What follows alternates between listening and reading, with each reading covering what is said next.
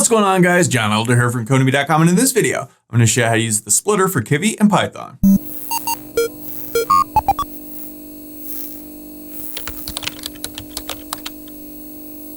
All right, guys, like I said, in this video, we're going to look at the splitter. But before we get started, if you like this video and want to see more like it, be sure to smash the like button below, subscribe to the channel, give me a thumbs up for the YouTube algorithm, and check out Codemy.com, where I have dozens of courses with hundreds of videos that teach you to code. Use coupon code YouTube1 to get $30 off membership. That's all my courses, videos, and books for one-time fee at just $49, which is insanely cheap. Okay, like I said, in this video, we're going to look at the splitter. It's just an easy way to split up different things in your app. We can go left and right. You know, we've just got some buttons here, right? And some text, and we can, sort of rearrange things as we want. So that's what we're going to look at in this video. I've got two files, split.kv and split.py. This is our basic Kivy starter code that we always have. I've got our builder set to split.kv, which is our Kivy file that we're going to build out. I'm using the Sublime Text Editor and the Git Bash terminal as always. So we can pretty much do everything we want in our Kivy file for this video, and it's pretty simple. We just call a splitter widget. So I've got a box layout set up like usual. We've got our orientation set to vertical, up and down. We've got the size set to root width and root height, so it expands to the whole size of the app. So first, let's create a quick button. And inside of this button, we want the text to say, hello world 1. We want to give this a font underscore size of like 32 to make it bigger. Now let's go ahead and make a couple of these. I'm just going to paste this in. This one will say hello world 2. And then in between these, let's just put a quick label. So let's go label. And we want the text here to say, I don't know, this is some text. All right. And then let's go font underscore size. And let's give this a font size of 32 to make it real big. So let's go ahead and save this and run it just to make sure this is looking okay. So let's go Python split.py. And when we do, we get two buttons.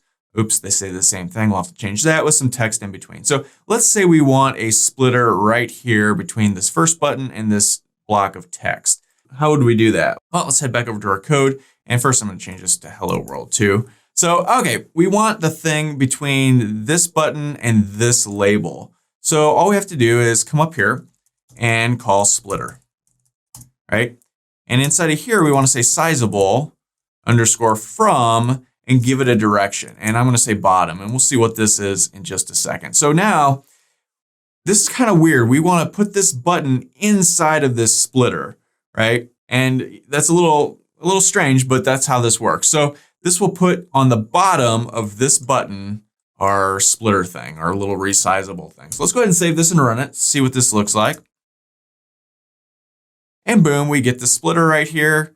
And that's really all there is to it. So remember, we put this on the bottom. If we wanted to put it on the top, we could do that.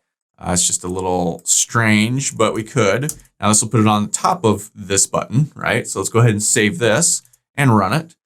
And now we get this thing up here, which is kind of weird. And it, see, it doesn't really work all that well because there's nothing above here to split.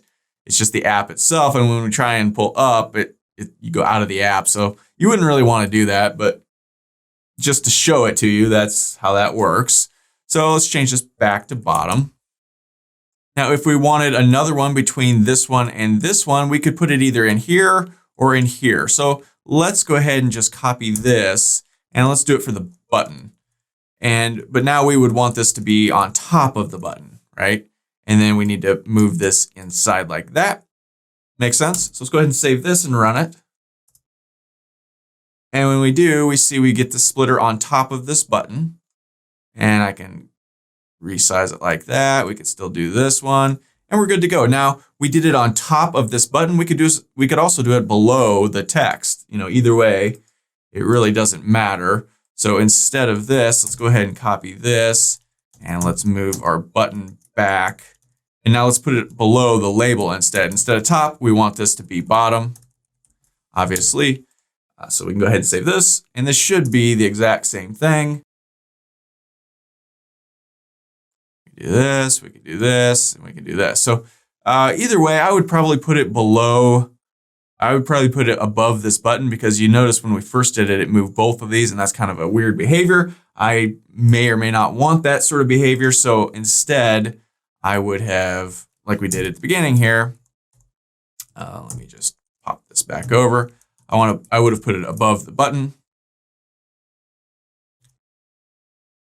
like so, and made this top. There we go. And then put this back inside of there. All right, save this and run it just to make sure we're on the right page again here. And there we go. That seems to work. So that's top and bottom. You could also do left and right. Now we could do this on left or right too, but it's not going to work out all that well. So we could go, for instance, right here, right? I don't know why you would want to do that because this isn't going to look very nice and it's not going to work very well. But you could see it sort of moves this, but you can't quite, you know, it just doesn't really work. For the same reason why it didn't work well when we put this on top of here, because we're running up against the edge of the app and it's making all kinds of problems. But you could do that. So if you wanted to make a real one that went left and right, let's go ahead and fiddle around with this a bit. Let's change this back first to top. There we go. Now let's just go ahead and create a quick grid layout here and some more buttons. So let's go grid layout. And inside of here, let's say calls 2, we want 2 columns, and then let's just create a button, and let's say the text, we'll make this one left, and let's give it a font underscore size of 32, and let's go ahead and copy this guy, and make another one. Okay, so we've got a left and a right button in a grid layout underneath this box layout. Let's go ahead and save this and run it just to see what this looks like. So we see a left and a right button. These guys are still doing their thing. So now if we wanted to put a splitter in between these, we could do that. So let's head back over here. And I'm just going to copy this guy. And again, I'm going to put it on this button, the right button. So we need to then indent this in. Now I want to put this on the left. So it's going to be between the 2 buttons. So let's go ahead and save this and run it. And now we get our splitter. It's connected sort of, if you want to think of it that way, to the right button, but it's on the left of it. There you go. And you can see we can move these around. We go all the way over. These guys still work. This one still works.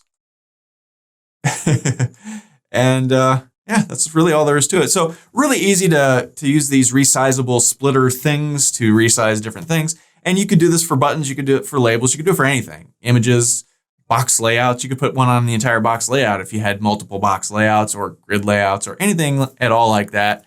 And really, really cool. So that's all for this video. If you liked it, be sure to smash the like button below, subscribe to the channel, give me a thumbs up for the YouTube algorithm, and check out Codemy.com where you can use coupon code YouTube1 to get $30 off membership. So pay just $49 to access all my courses, over 47 courses, hundreds of videos, and the PDFs of all my best-selling coding books. Join over 100,000 students learning to code just like you.